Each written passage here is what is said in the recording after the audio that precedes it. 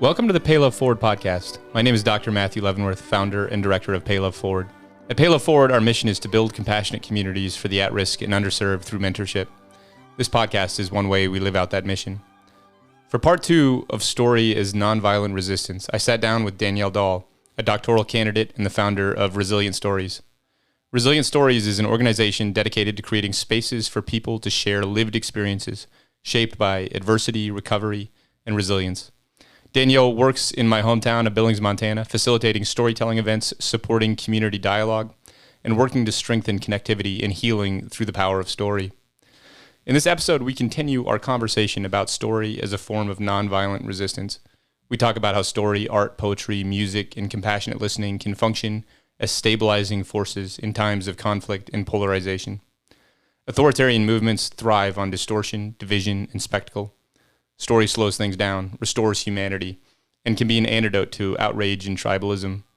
This series is intended to provide resources, techniques, and methods to resist the rise of authoritarianism and maintain what is most sacred, our sense of who we are as a moral people. The world needs better stories, and Pay LoveForward intends to tell them.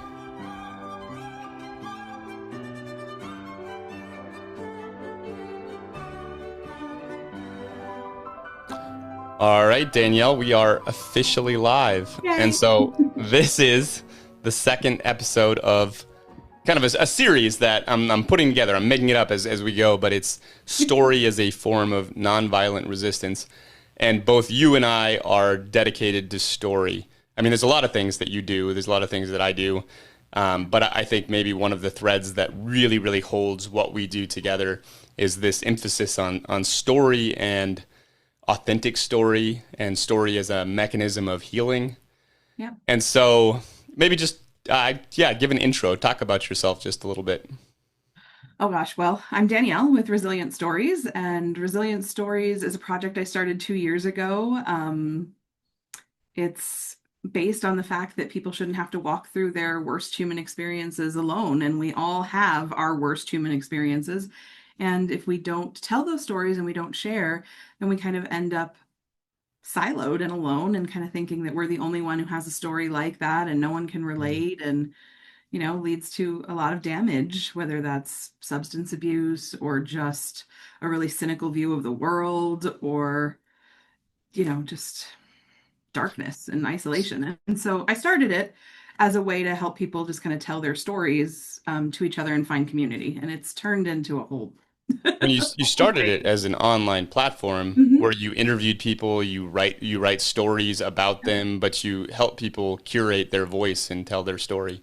Right, right. And then it turned into, monthly in-person get-togethers where people would work on a craft and tell story at the same time. And I watched people form Mm. friendships and community in real time and keep coming back. And then it, branched into a retreat. And so it's spread Mm. to all of these different avenues of ways you can tell story, because story is not just written and consumed in a book or the internet. It's you can verbally tell your story. You can tell your story in a way that doesn't look like you telling your story, but you're opening up parts of yourself, and Mm. who you are is ultimately framed by your story, right? And so it's been just an incredible adventure. Well, I love even how you describe that evolution too, because it's like, well, it's like maybe you started with this place where you knew story was important, and you formed this website, you started helping people tell your story, and then you it's almost like you discovered how powerful it actually is, and then it started branching into these, and then you're crafting and telling your story, and it's like it sounds like light bulbs are just continuing to go off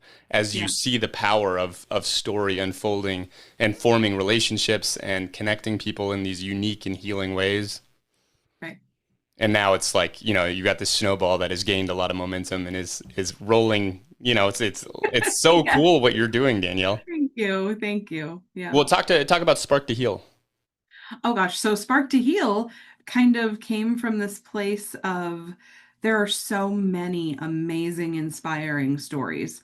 And we usually only hear from motivational speakers who end up having a big book, that gets published, and they end up on people like Oprah and, Montel. Like, we hear those inspiring stories, but there's so many that are just as powerful, that are Mm. right here in our community with everyday people. And so the idea for Spark to Heal was just, what if I could bring these people on stage who never thought they would be on Mm, stage, who don't have a platform, who are just, everyday people you and I would walk by on the street. They're not famous, they're not authors, they're not, they're just regular people. And so Spark to Heal kind of became this way to give those people who wanted to share their story a stage to do so from a really authentic um, place. And as you mm. know, telling your most, your hardest human experience, right, is not easy in general. It's But really then to get scary. up, Hmm. yeah, but then to be that vulnerable and get up on stage and I think we had like 75 people in our Mm, first one. And so cool. so for people who'd never spoke before about this, even, right, like not only had they never spoke before, period, but they were going to get up and speak about something really painful Mm, or shameful or whatever their story brings up that is vulnerable for them. They were going to get on stage and do that. So we had a couple of different ways. We had keynotes who are people who spoke, hmm. maybe a couple of times. And then we had fireside chats, which was myself or Melanie Schwartz kind of sitting on stage and interviewing them and helping them through their story. And it was just beautiful. Mm. You It is should, just beautiful. yeah.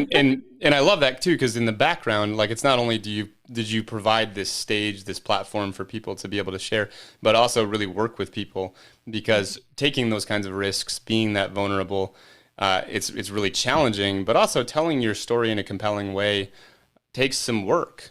It's Yeah. not easy to do that. And so you help sort of curate that process and help give people the voice that they need to go take some power back, right? Because that's so empowering. Like I get up there and to me, I always like, it's just, you're just naked, right? You tell your Mhm. testimony, you tell your story, the gritty details, and it is literally the same as just taking off all your clothes and standing on stage in front of everybody and just being like, evaluate me, right? Or judge, Right. like, because because people are like, they're Right. absolutely judging you. Yeah. And so it's such an act of courage. But then when you tell that story and it's celebrated and people are weeping and people are, you're like, it's so empowering. Yeah. Yeah. Exactly. And you've witnessed that and you're building that stage. Maybe give something that stands out to you as like one of those moments of empowerment. Oh gosh, from Spark to Heal or just in general? Maybe just, with story. Okay. So people always ask me when they first hear about what I do, they're like, oh, can you, do you give people a way to write it anonymously? Mm, And I tell them that I always do. It's right there in the terms and guidelines. You can remain anonymous. I've had people who have approached me and they've wanted to stay anonymous. And I'm like, okay, no problem. By the time we get done editing through their story or them telling their story to me and then me giving them, the written version mhm. of it back to them, I have not yet had one person who's wanted to remain anonymous. They all want Not to put their one. name on it. And I just find that absolutely fascinating how in that short, because part of the reason people want to remain anonymous is because they're worried about the judgment. They're worried or they feel ashamed, right? They have all of They're these things. carrying that, right? And maybe Right. they've been carrying it for 30 For a years or long something like time. that. Right, Hmm. right. And so if just as quickly as it takes somebody to sit down and have an interview with me where I listen to their story and then I go home and write a draft and I send it to them and they read it and give me feedback and we come up with a final draft. In that Hmm. very short period of time, they move from this place of like, oh, I can't put my name on that to like, no, that's mine. It's me. That's My, who I am, and right. and Like, maybe I'm even proud of it, right? yes, yes. And so that has been an incredibly empowering thing that I've witnessed. Because they went through fire, right? And you Yeah. can be proud of that, even if that fire If you're burned. scarred. Yeah, and everybody, man, it's just everybody. So, and I think to me, this is where you and I like. I heard you do a presentation for Spark to Heal on Leif Woolhaven's Hmm. show. Yeah. Who, these two of my favorite people. I just absolutely love Leif. But I heard you talk about Spark to Heal, and I was like, oh, she's gonna be my best friend. Yeah, Yeah. we're just gonna be best friends. We've So hung out ever since. yeah, so I got a hold of you, and we've been hanging out ever since. But it was a point of alignment, and so I discovered what we're describing, in my counseling office, and that was, I was a counselor for 13 years, and that's what I did. Is you hold pain for people, you sit by their side and allow them space to start to articulate their story. And one of the most interesting things is that people don't actually know their story until they start to tell it. There are so Right. many people, and it's an identity thing, right? Like when you really know your story, you know who you are. And most people, I mean, most people don't have a strong sense of who they are. Their identity is unformed. They have some vague idea of who they are, but it's when they start telling it that they start reclaiming it. And that process of reclaiming it is so empowering. And I witnessed that too, right? Like I would sit in front of people who sometimes were awful people, sometimes were wonderful people, and they would start to tell their story. And not only would they start to gain a sense of identity, but something in me would start to reach out to them. And it didn't matter who they were or where they came from. There was this thread of our humanity that just reached out. And it was every single time I found some point of connectivity with even, I mean, I sat in front of people who molested children, and I sat in front of people who did awful, awful things. And even in those spaces, I was still able to see a thread of humanity. Didn't mean I necessarily liked them on the other side of it, Right. but there was a thread of humanity. And there's something about this idea of telling our stories where it restores humanity. And I don't want to go there quite yet because we are going to talk, about I was the going to say, political because this is, frontier. yep. But one of the mechanisms of authoritarians too is to dehumanize, right? Is to turn people into another, to turn people into something scary, and then it's very easy to commit horrific acts against those Right. people. And to me, story is an antidote against that, and I think that's what you're finding. And so because I also want to talk about kind of your background interest in politics, but before we turn in that direction, anything else you would like to say just about story, about Spark to Heal, about resilient stories, which to me it's one of the most exciting things happening in our community, Danielle. And I, Thank you. I'm partnered with you in the respect that I want to see it everywhere. I Thank want to you. see so much more resilient Thank you. stories out there. Like we just need it. Like our country is so hungry for something authentic, something that isn't a Yeah. soundbite, something that isn't a mean tweet or Mhm. a truth from somebody who lies like he breathes. Yeah, Yep. posting a truth. That's the irony of that is just I unfathomable. know. It's wild. Um, I do. So when we were talking, or when I was listening to you talk about um kind of the science behind story, right? And it mhm. reminded me of one other empowering moment that I really want to share Yeah. because I Mhm. think this also ties into our conversation that we're going to have here soon. But I had not this December, but last December, I did our community event. So that one is fully funded by businesses. Nobody buys a ticket to come Mhm. to that crafting event. And at that event, I told a little bit more of my personal story than I had in the events we had done previously up until then. And so I had talked about, my mom's addiction struggles and ending up living with my grandma and growing up there and, going through some physical and emotional abuse in my grandma's home and kind of Mhm. what that all looked like. And then my mom ultimately being placed in witness protection and disappearing for like 4 years until I saw her again. So I kind of went into this in a little more detail at that event.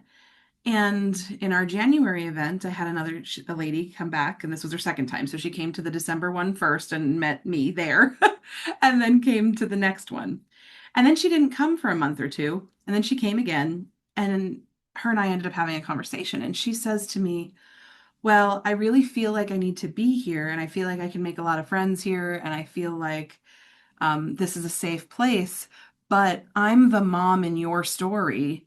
And Mhm. so I don't think you're going to want me here. And I was like, what do you mean? And so she told me a little bit more about her story, and it's Mhm. heartbreaking and it's sad. But ultimately, the part that she resonated with was abandoning her children because of alcohol, essentially, and not being a part of their lives and having had them felt as I was describing I felt as a teenager, right? Mhm. And when she told me this, I was like, gosh, if I couldn't listen to an incredibly powerful story like yours, it's very sad. It's so sad, her story and how she ended up in that decision and in that place, right? And I think ultimately we're all just one decision like that away from a completely different life all the time. And so hearing her, I was like, if I couldn't listen to stories like yours and help you tell it and help you kind of reframe your identity in the telling of that, then I have no business doing this. Just because, like you mentioned about hearing people's stories that we don't necessarily like or the ones that rub us the wrong way or trigger us, right? Like I have to set that aside, which means I Mhm. have to do a lot of work in perspective taking and empathy. And if I couldn't do that, I couldn't do this because I'm not the only child out there like me, but my mother is not the only mother out there like mine. And my mother Mm, had a story too. And once you understand that, I think it's easier to find love and compassion for people. mm. We're all just out there living their story, you know? Well, there's so many parts to that too. One is that you're a leader, I'm a leader, people are listening to us, and so there's a higher duty, right? Right. Whereas we have to, I mean, you're providing a platform for an authentic story, and so you can't say, yeah, well, you get to play, but you don't get to play because I don't that's like how that. I was hurt, right? Mhm. And so that takes some thick skin and some forgiveness and probably a lot of things like that. But also, I mean, I'm thinking in like where your mom came from, and I don't know your story, and there's a couple things in the background of that I'm curious about. One is, Danielle, you and I are going to do the other type of podcast Uh-huh. that I normally do. I'm on this mission now with Russ Cleveland, and like I'm very politically involved right now, and so story is nonviolent resistance. But we also need to sit down because I think your story and we're just going to probably tell some little pieces Yeah. of it. But one is, have you ever told your story in full? Oh, yes. Yeah. Yes. So Talk about that. I was a writer my whole life, practically. Mm, I was published in high school and just always knew I would be a writer. I thought I would be a journalist, but parts of my story then led me down a different path. I ended up getting a business degree and then, kids. And a couple of years after that, I got a master's in business. And so I went on this whole different path. And then I had a midlife crisis and kind of found my way back to writing. Because as you mentioned, we a lot of people don't know who they are, right?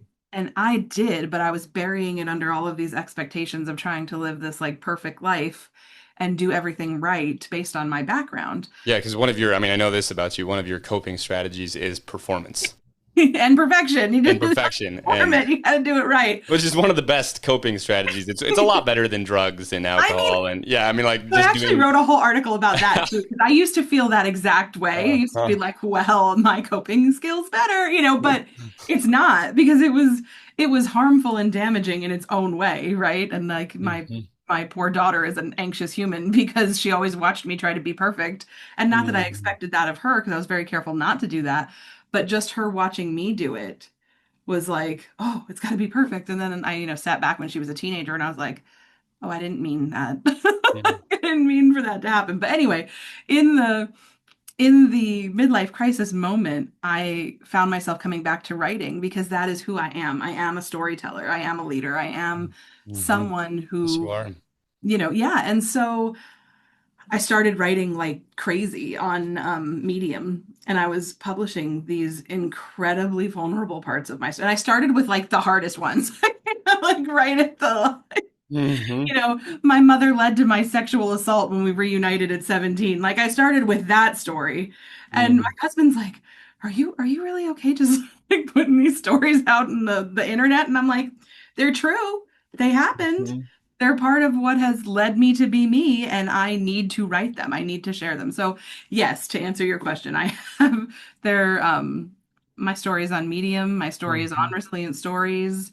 I've spoken about my story at conferences. So yes, I Which I totally. wonder if that's also a prerequisite to the type of leadership that you're involved in, which is because this is one of the truisms I always say in counseling. My PhD is in counselor education, so I teach counselors.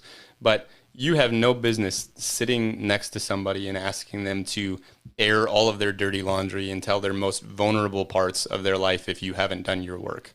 And Right. and I just think that's so true. Like if you haven't gone there yet, like you don't have any business asking other people to do that.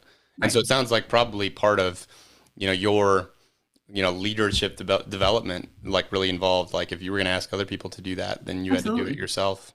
Hmm.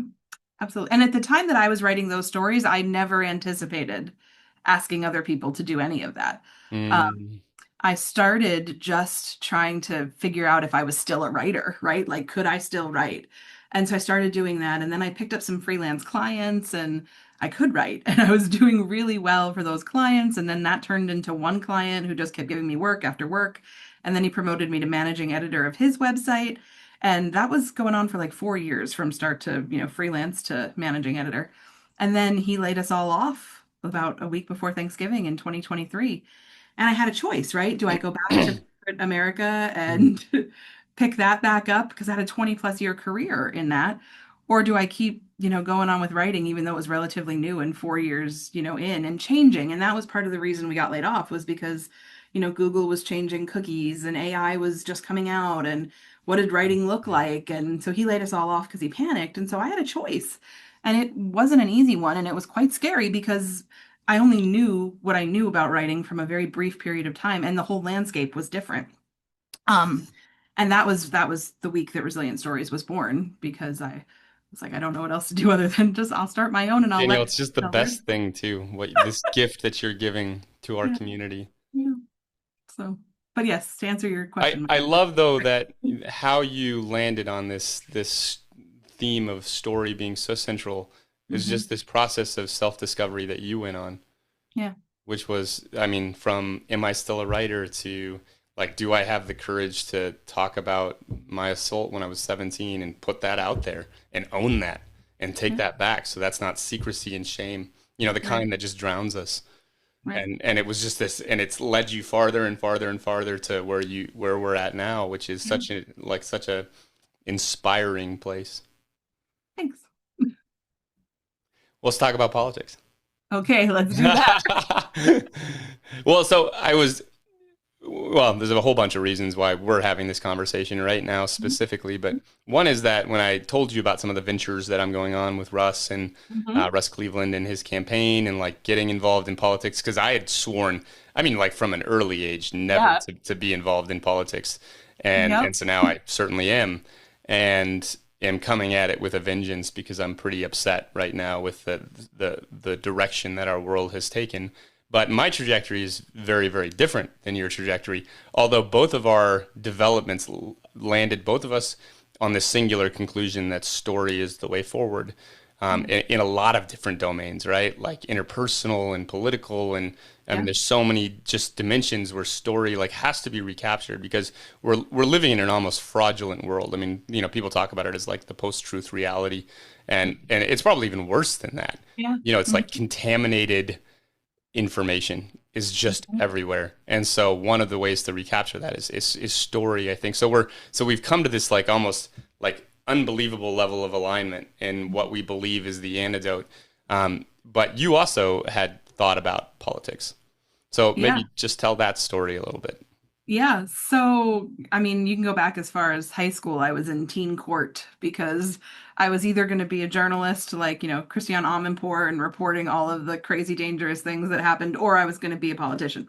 And so I was in teen court and very interested in that. And then I ended up moving up here where my mom was, and that was kind of the start of that derailment of a career in writing or politics. Did you move up here when you were 17? Is that Yeah, 2 weeks when you shy were of 18. reunited with her at 17? Okay. Yep, yep. And there's more to the story, but I started out as an equestrian major here at Rocky because that was my other love. I loved writing and politics, and I loved riding horses.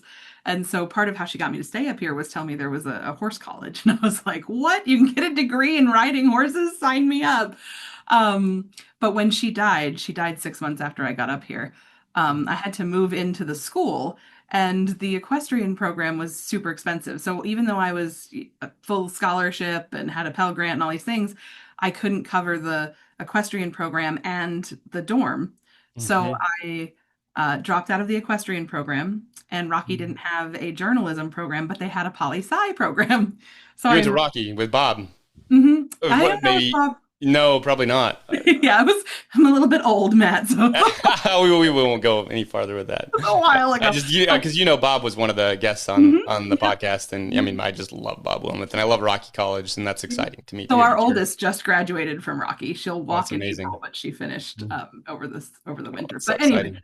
so I enrolled in political science and was headed down that path. Then I found my biological father and moved to New York, and I was actually enrolled in Columbia. Now I never went, but I was I was enrolled and accepted. But in that interim of starting classes, I actually ended up going back to my boyfriend at the time, who's now my husband of 23 Mm. years. But so I never did go the legal and political route that part of me kind of always thought I would. So as a, management professional in this 20-year career that I built for myself, I was always heavily invested in politics. I Hmm. always found myself, trying to what intrigued me about politics was the creating change and changing the world, right? Yeah, That's I mean, the there's potential there, sure. right. And I think that it is central to my identity. I want to help us all live in a better place, however that looked. And I didn't know at the time that it would be, story that would take me there. I thought it would be policy. Um, but policy's hard, right? It takes years to make any kind of change. And then even if you do pass policy that's good, it can get you can get buried and, you know, killed on the next administration. And so I spent years just arguing politics from my little soapbox out wherever, right? To my Hmm. family and my friends and the internet and anybody who would listen. I wrote articles after when I dove Mm. back into writing, I wrote a few really political articles too. Um, and those were kind of around Trump's first term is when I started those. There's one about why his presidency is very triggering if you're a trauma survivor. And it's because he uses Boy, hasn't that been true? I mean, right. okay, And well, I go say what you're gonna say, but like, and well, all he this just other he Epstein just stuff is uses pretty like core triggering. tactics of abusers, right? Mhm. Triangulation and gaslighting, and I there's so many in there in that article that I went through. But that was that was kind of like when I thought about some other me living a different life, like she would be a politician, she maybe would be president someday. Like that was kind of what I So I believe it. envisioned for a brief Hmm. part of my existence was that I would be a change maker in the political sense. Um, and then and this is what kind of you and I were talking about that day, was I got to this Which, place. all right, so I want to hear this next part, which is your transition and disillusionment with politics. But I also just want to ask a quick Yeah. question because I'm hearing enough of your story that I'm wondering, like, one of the central things that I'm interested in and what this podcast was designed for is answering this question of how does Bob Wilmoth, become a heart surgeon, get cancer, like almost lose his life, lose his career, and then come back like literally like a phoenix and become this incredible president of Rocky College. Like how did he like what was it in him that allowed him to do that? And I'm hearing a lot of those things like, in your story, and I'm sort of curious, all right? So stayed with grandma, there was abuse, you reunited with your mom, she's only for 6 months before she passes, there's abuse Trauma even in in that there. Yep. window of time. And yet here you are, and truly, Danielle, I think of you as a change maker. I think of you as somebody who's, man, you are on the front lines, and the things that you're doing are healing people, and that you're gonna change the world. I mean, there's just no question about that in my mind. And so I'm curious in that same sort of reflective sense of like, what was it that enabled Bob to endure the unimaginable, that allowed you to, I don't know, like and I know that it's not all healthy, right? Like that type A, like you treat your trauma by just working harder and Yep. sleeping less, but like Yep. also somehow you so just an open question, just to kind of reflect on that, like how you managed to get here. I don't know. I don't know. And I mean, I wonder that too. And for a brief moment, I thought my dissertation would be trying to figure that out. Like Yeah, and what? you're working on your PhD right now too. Yeah. So this is just, I mean, there are so many categories, Danielle, where you've reached an exceptional level. Like this is just factual. Like you can argue with me if you want to, but like, if you're in a PhD program, like there's been a lot of filtering processes Yeah. that have eliminated a lot of other people. And so for whatever it's worth, somehow this is Thank where you are. you. Thank you. But yeah, I don't know the answer to that. And I think ultimately and this might get a little woo-woo for for us for a minute, but I think you can attribute these things to either faith, some sort of faith-based thing, right? Or in my case, so I was raised Catholic and was very involved in church and faith up until my 20s. And then I had a therapist tell me one time that um, it was no wonder I was feeling disillusioned with faith and God because I just had too many crises of faith back Mm, to back to back and like no miracles, if you will, right? It's easier to have this kind of mm, faith when you have a crisis, but you get a miracle out of it, right? Then it's like, oh, well, of course, that's this. I didn't have that. I just had crisis after crisis after crisis after crisis. And then the miracle involved me just going again, like just getting up off the floor and trying again. And so for me, I I think what it really is whatever it is that takes you closest to divine and Mm, kind of that whatever's bigger than ourselves. And for some people that might be God, right? For me, it's more of this like universal idea, right? And I was recently introduced to this idea that our souls pick our path. mm, And now as a Catholic, I was always told this was, God's plan and like we have free will, but like everything happens for a reason. And I had the hardest time with the phrase everything happens for a reason oh for yeah. most of my life until I really started to realize that I wouldn't be in this exact spot talking to you today, having helped anyone I've helped without the story I had, right? Mm, And so for me, you could look at it as God's plan, or I really liked this idea that we pick it ourselves. Because what that did for me was it got me closer to like my highest self, my mm, own inner divine spirit, and was like, okay, this was my choice. Like I chose this timeline, I chose this path, I chose these struggles because I needed to evolve a certain way, right? mm, mm, And I have this little sign in my office that says all great changes are preceded by chaos. And I think that's true for our own evolution of self, right? You can't understand a path unless you've walked something close to it, right? You can't know what abject fear and terror are until your son is sick as an infant battling leukemia, right? Like that's a very specific feeling that unless you have something similar to that, you can't imagine. I mean, you can imagine, right? I can imagine what that felt like, but I didn't have to walk that. I mm, didn't have to feel those flames on my skin of what that feels like. And so I think this idea of we pick that for ourselves really resonated with me because then I was able to make sense of it, which is what storytelling is, right? mm, All of the ways we tell story to ourselves, to others, it's the human way of making meaning out of something that doesn't on its face value have meaning, right? Like what's the meaning behind all of these terrible things I endured before I was 20 years old? What's the meaning of that? If I can't make meaning of it, then I'm just sad forever, right? mm. But if I Yeah, can you're a turn prisoner it to it, right?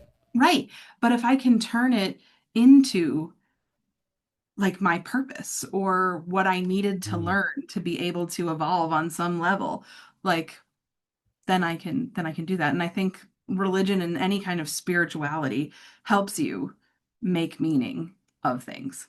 So I think it's just really So it's Danielle, I talk about perspective.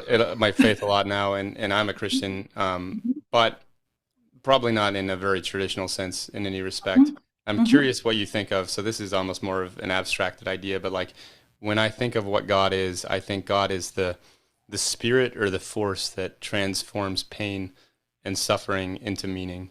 So That's it is beautiful. just it's the redemptive force. It's the Hmm. thing that takes all of that pain and hardship and then allows us to turn it into purpose. Yeah. And God is present anywhere that that is happening. That's sort of a belief system. I'm curious what you think, how that lands. I think something very similar. I just get a little bit hung up when we call it God, right? And Yeah. so for me, when I think of God in the traditional sense, I think of dogma and I think of yeah, some of what's wrong with our politics and country right now, right? And so for me, that's I just don't like that word. So I tend to Yeah. use the universe, right? Or kind of the creator. And I think Mm. I have a very different view of it than a traditional dogmatic, view of the universe or God or creator. So what do you think about just that idea as a of a redemptive force? I think that Like that's let's part of it. strip away the term Yeah. God. Let's strip away Yeah. the Yep. even universe, right? Because Hmm. lots of things happen in the universe. Yep. So it would Yep. almost be like the spirit of the universe or something like Exactly, that. exactly. And I think ultimately what I think, Matt, is that we are all like our makeup is the same exact makeup as you find in stars, Mm. right? So I think that each of us is a divine entity kind of walking around having a human experience. And I know somebody said that quote one time and I can't think who it is right now, but it's like We're you're all not stardust. well, yeah, no, but it's like you're not a human having a divine experience. Your divinity Mm. having a A human human experience. I experience. remember that one. Yeah. Yes, and that's kind of how I view the world. That's what I think. I think each of us has our own redemptive divine spark cosmic spark, whatever you want to call it, whatever you want to frame it. The answer is yes. I don't whatever you give it. But I think we all have that, and we all have this higher self. We all have this place that we're trying to redeem and get to and be. And so when you frame it as like the redemptive spirit, I think that sure, that aligns. I Yeah. don't have a good name for it because I'm still struggling with that part of the story myself, but I like it. Well, I mean, I think you as much as me are on, it's not like we started this self-exploratory journey, got our answers, and now we're good, Right. right? Like Right. it's no, no, Out. that is an I'm still unfolding, writing. evolving, yeah, right? Uh-huh. Yeah. So, all right, let's go back to politics and the process with which you became disillusioned. Yeah. So I did a lot of yelling, right? I did a lot of convincing. I did a lot of all of the things that a good politician can do, right? Argue, debate, show facts that contradict the other side, right? And I participated in all these things and I didn't talk to people I care about for years. Like it got so hostile that we couldn't even speak to one another. These are people I was related to, people I'd known for a long time.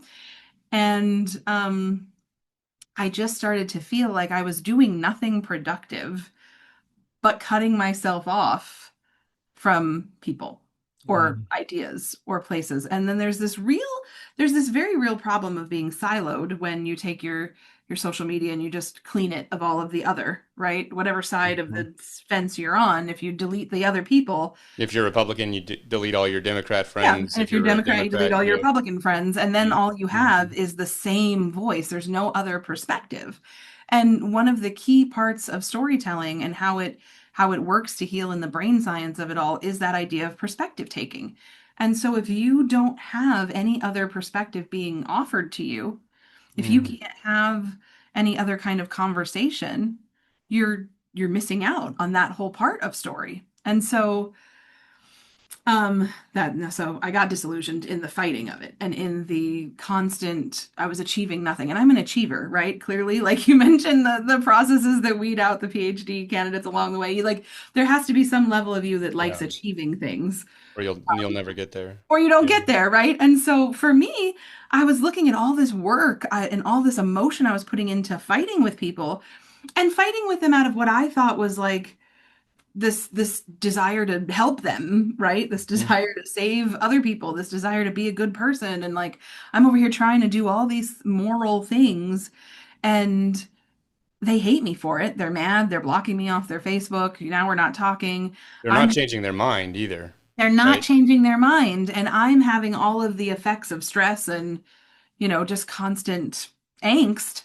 And I was like, there just was a moment, and I think it was about a year after I wrote that article that I mentioned earlier, where I was like, none of this matters. Like, Mm. I'm just screaming into the void here about things that I believe to be true.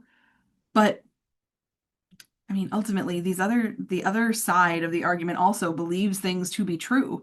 And we can't all be true, right? Like we can't all be right in One of the things here too is how many resources you're expending in Mm, this as well, right? Like how much time, how much energy, and this is like especially if you're pulled into kind of some of the outrage and like then we're talking about like adrenaline, we're talking about like cortisol like crazy. cortisol. Yeah, like these are not great things for your Oh, body to be in these no. elevated states of mind for extended periods of time. I used to wake up and put CNN on and sit on the couch and watch CNN. CNN would be on all day.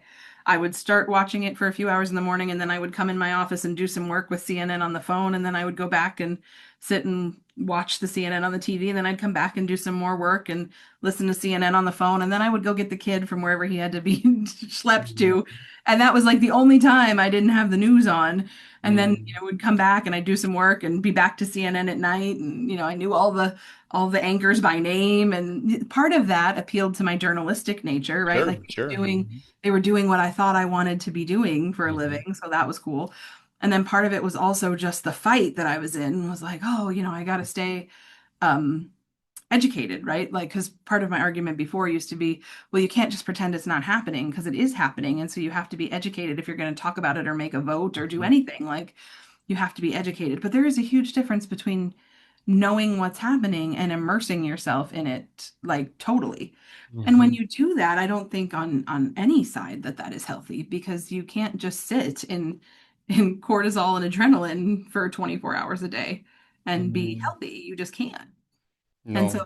that was I remember sitting there and I had been watching Especially when CNN. your output is so low. I mean, maybe you can if you're actually like changing people's minds and you're actually Right. changing, reaching people's hearts and like, you're watching change happen and growth. But like, especially if you're just spinning those wheels at that level and the output is just broken relationships and shitty Right. Thanksgivings, you know? Right. Like what is happening here? So I was actually watching CNN on the morning of January 6th, like Mm. before January 6th. Like I was just watching the morning portion of CNN, and I remember the first, like, when they got somebody over on the Capitol and they're like, there's all these people here. What are all these people doing here? Right. And nobody had stormed yet. Like, no, I watched that. I watched Mm. that all unfold live on CNN from the very first moment of them just gathered there to the storming of the Capitol to then everything that happened after that. And that was terrifying. And it was so stressful. And I remember thinking, like, what am I doing? Like, what am I doing? Like, there's this whole chaos machine that is way bigger than me, and this is not how I solve the problem. And I didn't know how I would help solve the problem I see. And the problem I see is not, it's not political. The problem I see is human, right? Like, and I Always. think we're going to get into that in a little bit, but this is no longer, for me anyway, this is not about left versus right, Democrat versus Republican, Christian versus non-Christian. Like, those are all just the things that the machine, you know, Would like uses. us to stay Yes, divided over. exactly, exactly. And so I think it's much bigger than that. And so I have kind of, when I think of nonviolent resistance through story, I think it has to be rooted in the love for ordinary people, people like you, people like me, people like I see on the stage as a spark to heal, but especially all of us people who are being used as fuel for a machine that we didn't design. Like, this is not, if we talk to you and I, we didn't do this. We didn't write the Constitution. We didn't, make all these laws. We didn't commit these atrocious acts. We didn't do any of this. Like, we're all just over here trying to live Pay our our health lives, however insurance that and that works. feed our kids and Right? And like pay our rent or our mortgage and our car payment. Like, that's all we're trying to do out here. And so I think, and you and I will get into this, but I have quite a few like groups that I think all of us kind of fall under, and how we get sucked into the propaganda machine of what's happening out in the Mhm. political world today. But I think that nonviolent resistance through story just has to come from love and empathy. And like you said, as a counselor, when there were, when you were sitting with people who were horrible people, right? You still had to find a way to have compassion and help them through their mental health crisis. Like that is what I think that we need in politics today. I think we need to be able to hear the stories of the other side, and not the story that's like, well, so and so is bad or so and so did terrible Sure. things. Like, why does a person vote the way they do? What? Well, and so that is one of my critical arguments too, because we are going to talk about tactics, techniques, like how do Yep. we take back this terrain that's been taken from us? Because to me, these are all story wars. Like Yeah. that is what is, and I've even kind of Danielle branded us the story warriors. So I'm seeing if that sticks, Yeah. but it's we're taking back terrain that has been taken, but the terrain is still story. I mean, Mhm. the reality is that every morning I wake up and have to learn about what Donald Trump ate for breakfast this morning, and I hate that. But it's because his story has become so dominant, and it's this really toxic, bizarre story.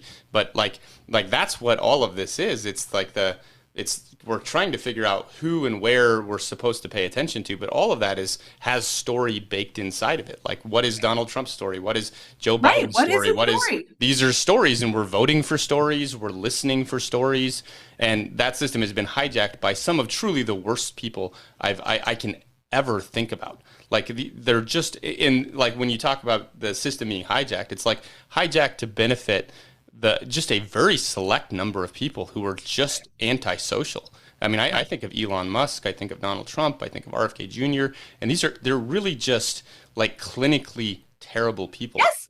And there's Yes. not that many of them. And I actually No. think so. I think part of this is we have to regain the terrain.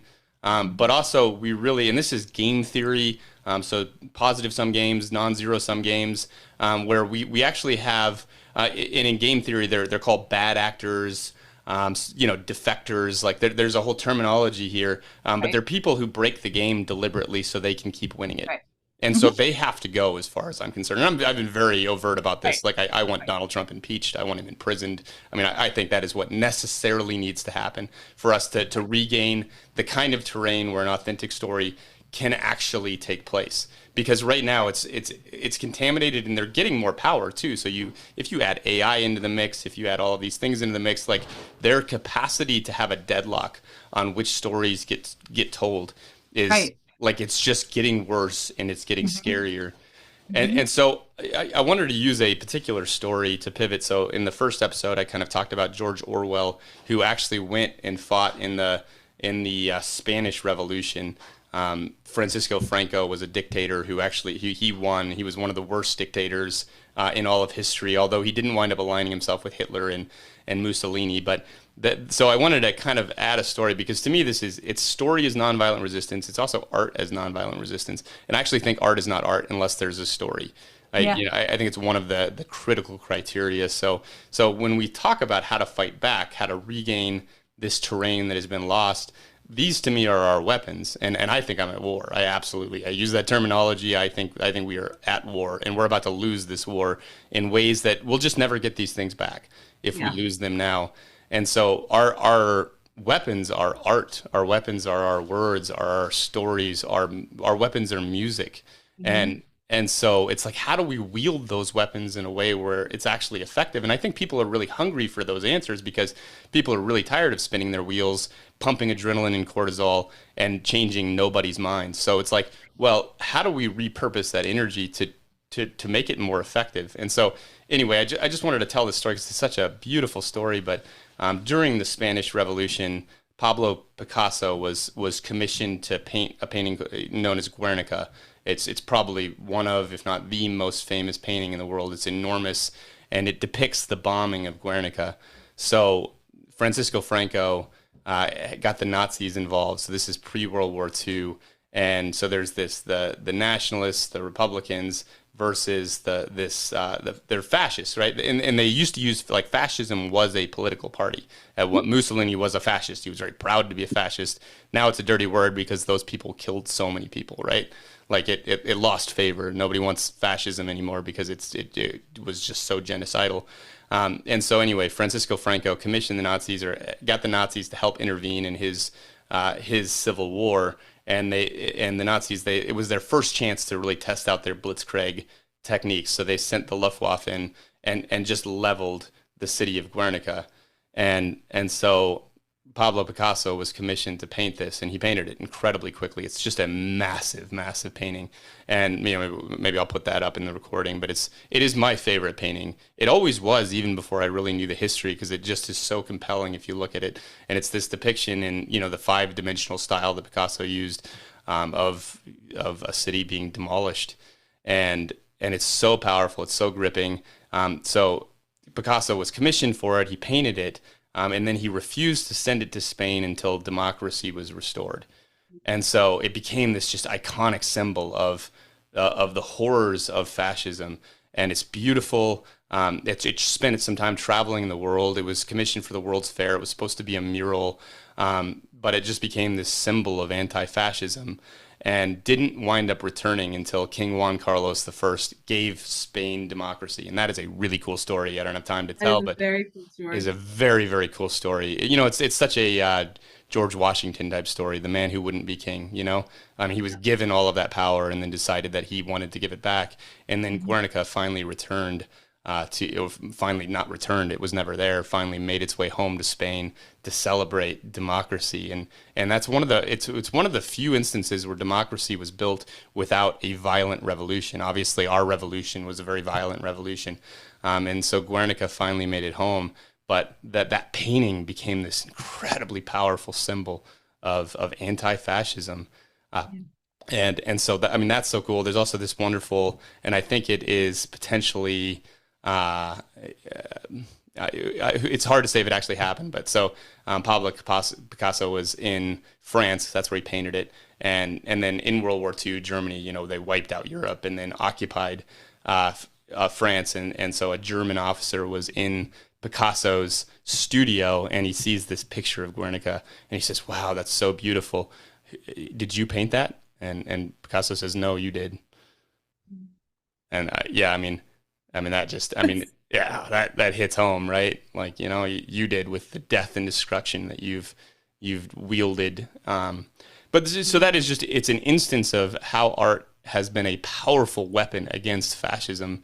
And that's what I think we're facing that right now. I think that is absolutely what Donald Trump wants. He wants absolute control. He's not pretending otherwise. Like, there just is, like, if you're not seeing those tea leaves, you're just not really paying attention at this point in time.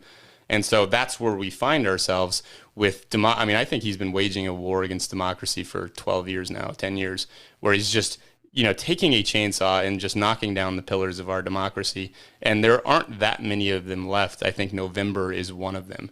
I think that if we don't make some significant inroads to restore checks and balances, we may lose our democracy. We may not just have it after November. And so what do we do about this in this spirit of story and art? Yeah, take it away.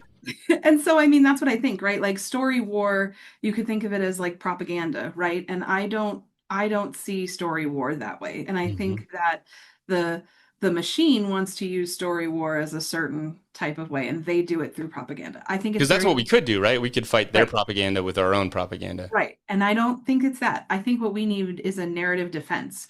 So we have to protect reality, we have to protect dignity, and we have to restore the complexity where the powers that be want to make it really simple, right? They just want, they're eating the dogs, they're eating the cats. Oh, okay, that riles up everybody, right? Because how terrible is that? And that's what they want. I don't want my dog eaten. I love my dog. You telling me somebody's going to come in and eat my dog? Oh my God. I better vote Republican. God. Like, right. But that's what they do, right? And I think that our version of story warrioring needs to, like, do three things. I think it needs to humanize the target. So we can't have an enemy because we can have an enemy, but our enemy isn't the ordinary person. Like, I was at breakfast the other day with somebody who voted for Donald Trump 3 times. She's currently going through a deconstruction journey in her Christian nationalism. And her and I were sitting across from each other telling stories. And I've recently been, connected with her and been making friends with her. And I love her. She is so cool. Yeah. And then she says to me, I voted for Trump 3 times and I just can't believe what's happening. And part of me, there's a lot of people who, like, man, I didn't vote for this, Right. And maybe part of me wants to be like, yes, you did. We freaking told you. Like, yes, you did. But they didn't. And that's the thing where we could get really caught up into this, right? We could get really caught up into well, we were right. See, we told you, of course you voted for this. How could you not? Because we gave it to you. We gave you the book, right? We told you about Project 2025. We told you these things were happening. But this woman across from me is just somebody who's worked really, really hard and is in an income bracket that, typically she's not happy with her taxes, and she sees things like a lot of waste and stuff going on with what she feels is her money. And when you have a $40,000 tax bill versus you getting money back from the government, I can see how these things would impact the way you vote, right? Like, I can understand that from an ordinary person perspective. Well, and they're probably living in a silo that is dictated by Fox News. I mean, you were even talking about the silo that you lived in with CNN pumping, like, and those are their propaganda machines. Like, exactly. They're not telling story. No, not an authentic one. One story, story, over and over and over and over. And just as easy as it is to get sucked into Fox News, it's just as easy to get sucked into CNN. And then you live in a distorted reality where you don't actually know what you're voting for. Right. And so that's why I think the first thing is we have to humanize everyone. Now, I'm not so enlightened. I think we can. What do you think about, and this is, and I'm very serious about this question, because what about humanizing Trump? Okay, that was my next sentence. Or these are people who I truly think are antisocial. And so I don't personally have any interest in humanizing them. I plan on taking shots at them. To me, they've used their narcissism and their mania for power just to what they're doing in Minnesota, what they're doing, like, it's evil. And I don't feel that compelled to like So, humanize evil people who are out there. So I'm just curious as to like so where do we draw this line on who we humanize and who we don't? it's so funny you asked that right then, because the next sentence I was going to say was, I'm not enlightened enough to have all of this love and empathy for people like Trump and Epstein. Like, that's not Mhm. where I'm at, Like I right? don't want to. I don't want to humanize Epstein. Like Yeah, he I was a can't do predator. that. I can't do that. But what I can do, and what I think we must do is I think we have to humanize the people who are not Trump, but maybe voted for him. That's where I think the difference is. So this kind of goes back to, remember when Hillary called everybody on the Republican side the basket of deplorables, Hmm. right? Yeah, that didn't go very well. It didn't go very well. And why didn't it go very well? Because there were people who were really just worried about their tax bill. Like, these are not deplorable people. These are people who have money, for whether they worked hard for it or they inherited it or whatever, however they got it. They have their resources and they're wanting Or to the protect. cartel bringing fentanyl in here, which like I actively am battling on our streets. Like this is I'm really part of that. Like I want those people out of here.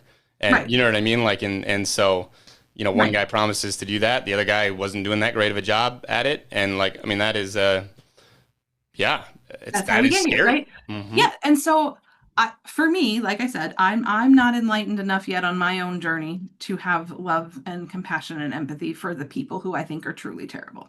Hmm. Okay. But I think I can, and I think I do show and demonstrate empathy and love and compassion for the I know ordinary you do. people that we meet and have breakfast with, regardless of who they voted for. The ordinary people who I believe are just getting sucked into the only story they're hearing, which brings me to like the next part, right? We have to be willing to take away story from the authoritarian viewpoint who wants to convince you who belongs and who doesn't. Like, Mm, with the whole they're eating the dogs and they're eating the cats, it was like, well, it's because these people don't belong. And that's why they're doing that. And so those of us who do belong, we need to like all upright, get in an uproar and get rid of the people who don't belong. And I think that if we're not careful, the side that thinks they're doing good can get caught up in that too, right? Like, mhm. if we don't have this sense of everyone belongs, then we're still just deciding who doesn't belong, regardless of what side of the fence you're on about who doesn't belong, right? I Mm. could sit here and decide that the Christian nationalists don't belong and I don't want them anywhere near me, but that's a whole group of people. That's real ordinary people. And I don't think that we should do that. I don't think that we should decide who belongs on one way or the other. I think we have to all find our humanity and realize that we are all human and we all belong, and that this whole idea of like there's only so much. And so it's like humans think very, very literally, right? Like there's a pie and there's only 12 slices. And so I have to get mine and keep mine. Mhm. That's the mentality that a lot of us human beings live and exist in. And if people are coming across the border, then they're going to take my pie, They're and going to take you my know. pie, right? Mhm. And you can't fault that section of humanity for just being where they are on their human evolution of stuff. Like that's what they believe. That's how they view the world. That's what their story up until this moment has taught them. Yeah. Someone's always trying to take something, or they don't have enough, or they live in scarcity mindset for whatever reason their story has got them there. They don't have a story yet that shows them that there is in fact more than enough. And if we would just well, I mean, they do have a story, because I think the Bible tells them that, like, if you would share with your neighbor and love your Well, if they neighbor. would just read their Bibles, that would help. I mean, I I mean, say that all the time as someone who is, specifically the New Testament, where Jesus tells people like how to behave and how to treat the stranger and how to, what we're supposed to do about hungry people, and doesn't actually say anything ever about abortion or yeah. gay marriage. I Like mean, my just husband and actually I, didn't mention it, you know? no, no, my husband and I have this debate I do debate with him still. I don't tend to debate very much with people anymore, but I do, and him and I'll talk because so I kind of went on my religious spiritual journey a little sooner than he did. Like, I was off on my own Mm. thing, and then he was still trying to, go to church, do all these things, and I was like, yeah, no, I'm not going there. But now him and I have these really deep discussions about, for someone who is not a Christian, right? Because I would say I'm not a Christian, Mm. that I sit here and I try to do what I read in the Bible as a teenager and a child every day, right? Like, here's a story. Okay, here's a story for you. My husband and I go to Seattle. We're getting on a cruise to go to Alaska. Fun. And we take I didn't want to pay for the cruise thing to come pick us up from the airport. So I was like, no, no, no, no, no. So we're going to take the public transportation. We're going to go down to the train station because this is a big city. They have that. So we're going to go from the airport. We took the bus to the train, and then we're going to take the train to the cruise. We're going to walk 2 blocks, right? Okay. So we get some dinner or some lunch on the way, and we're walking to the train station. And there is a man slumped on the floor against the wall. Like, I didn't even know if he was breathing, Matt. Like, I was very concerned he was not breathing. Mm. 5 feet away from him are the Jehovah Witness people with their pamphlets and their whole thing standing over here, and they're all dressed in their Sunday best, and they're standing Suits there. on. And here's a bum over here 5 feet away, and I can't tell if he's breathing. So I get down and I'm like, "Are you okay? Like, are you awake? Do I need to call 911? Do you need Narcan? Like, what's going on here?"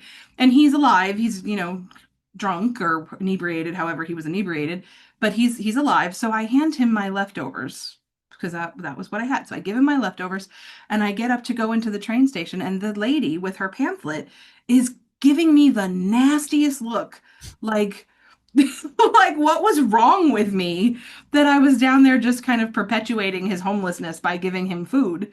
And I was Mm. like, we walked inside and my husband was like, just don't do it. Just come on. Like he had me by the hand and he's like, just come on. Because he knew I wanted to turn around and Oh. instantly engage in outrage. Because I wasn't at this point then. And he's like, there, you can't, like, that's not going to do you any good. What you did was give the man food, and that was the good that you could do. Mm. What she does with that in her own head later, that's on her. Like, I Mm. can't stand here in the middle of, Seattle and have an argument with her about Which would result in nothing. which would Other, result in yeah, right. Like nothing. she wouldn't go home and say, "I'm Nope, not going to be a Jehovah's Witness any longer." Like, oops, nope, nope, maybe I should have fed the homeless person that was right? 5 feet away from me having a, you And know. I don't say that because like I'm so good, right? And I understand that may come out that way, and my hope is that people know that that's not my intent, because that's not the point. The point You is, were like, I mean, almost like basically human. Like you see somebody dying on the street and like you just check on them. walk Like by this isn't her. like this is. I mean, I don't know that you deserve a Nobel Peace Prize, Danielle, for giving. But like, I mean, this is like what, right? I didn't do it for performance. I didn't do it so that I could talk about it on a Yeah, podcast 4 years later.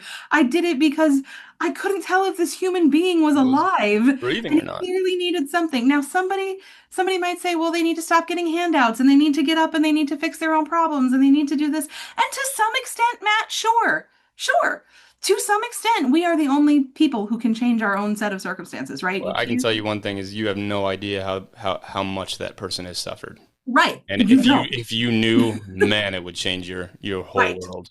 And I think that's the difference, right? Like that is the difference. There are those of us who can appreciate and understand how much someone is struggling versus seeing what you just see right there in that moment. Mm. But I think we have to find, and not but, and is the word I want to use here.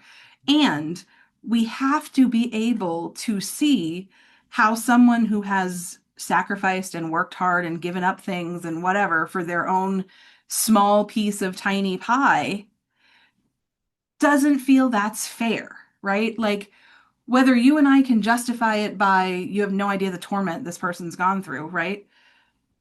It doesn't really matter. Their reality is still their reality. Their story of how they've worked hard and struggled and blah blah blah is still this person's story. And so there is a part of them that might feel like, why does this person always get a handout? Nobody gave me a handout. And I get that from a human level. Like I watched people get help that I didn't get help. My sister was always getting help from my grandma that I didn't get. And it Mm. was not fair and it upset me. But then I had to look at, and she says this all the time, is like, well, you two are different. Well, we're different because I constantly clawed and struggled and fought and no one helped me. That's Mm. why we're different. But in my grandma's point of view, like that's not what she was trying to do, right? She Mhm. was just trying to be helpful. So there's so much complexity, and that's kind of where I was saying we have to, Restore complexity. Yeah, ambiguity, yeah, gray, right? yeah. There's Because so the much world is left. just not that black and white, right? There's Not not that just black and like white. Nope. dog and cat eating illegals Yep, it's and not. us great patriots who, want a Christian nation. Like that is actually a totally inadequate way of looking at the world. Like Right. you So are just cutting through so right. much nuance.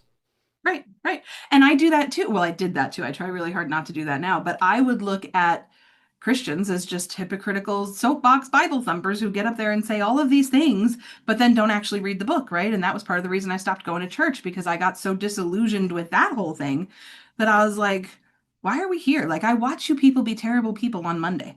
Like, what am I doing with you all on Sunday?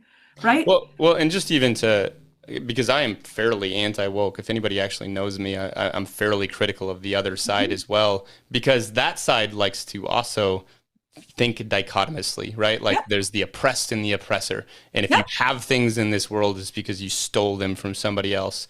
Right. And that is also a unbelievably inadequate way of looking at the world, and it's incredibly harmful.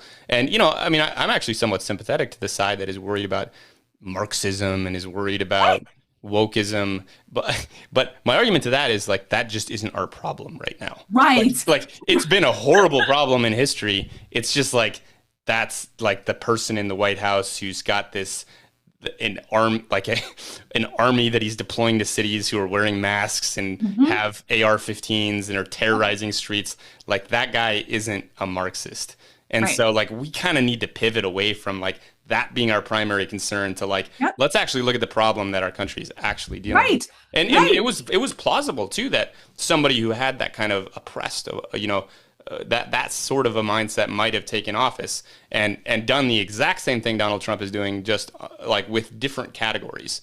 And certainly the history has shown that is, I mean, you know, what the Soviet Union did was essentially that. And so that's dangerous too. It just isn't our danger right now.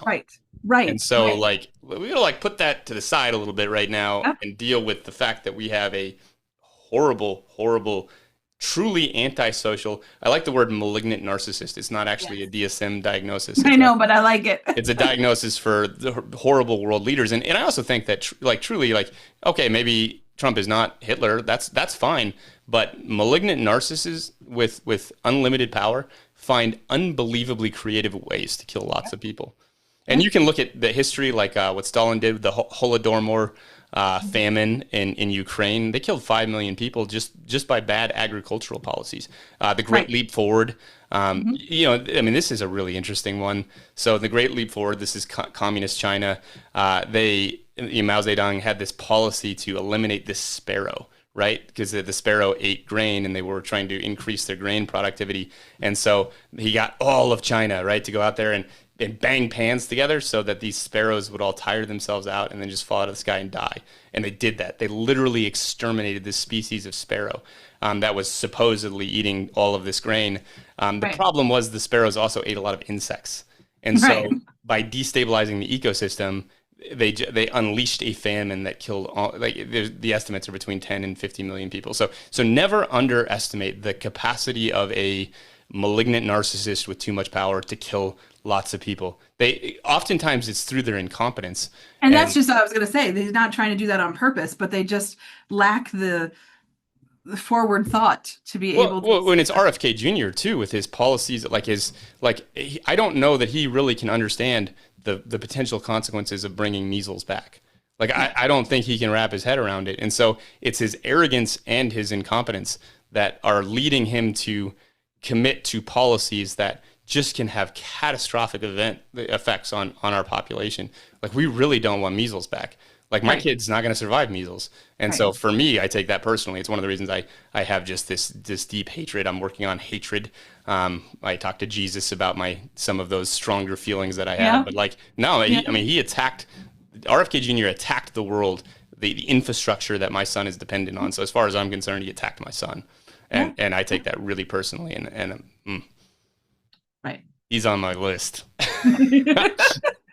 Oh, goodness. But I think that's it, right? If we can get back to where a community story shares dignity and agency and truth, and people can understand all of these complexities, but it has to be delivered in a way that people can, in fact, understand all of these complexities, right?